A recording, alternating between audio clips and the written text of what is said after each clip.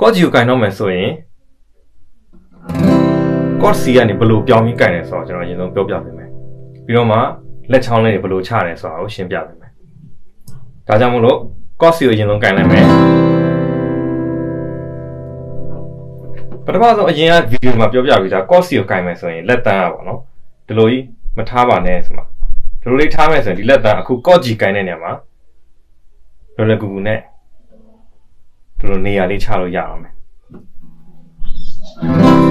ကဲဟုတ်ပြီကော့စီကိုကင်ထားတဲ့နေရာမှာလက်ညှိုးကိုလွှတ်လိုက်မယ်ပြီးတော့မှလက်ခလဲနဲ့လက်တကြွယ်နဲ့ကျိုးတစ်ချောင်းစီအပေါ်ကိုတက်လိုက်မယ်ပြီးတော့မှလက်တန်းကနံပါတ်1ကျိုး3ကမှလာပြီးထောက်လိုက်မယ်ဒါဆိုရင်ကော့ဂျီကိုရပြန်ကြည့်မယ်ဆိုရင်ဒီလိုစီကော့ကိုကင်ထားတဲ့ဟာမှာလက်တန်းကဒီလိုရှိပြီးသားဆိုရင်သူကနံပါတ်1ကျိုး3ကမှထောက်တော့သူကကွက်တိနေရာယူပြီးသားဖြစ်နေတယ်ဒါဆိုရင်လွယ်ကူပဲဒီလိုလေးပြောင်းပြီးကင်လို့ရမယ်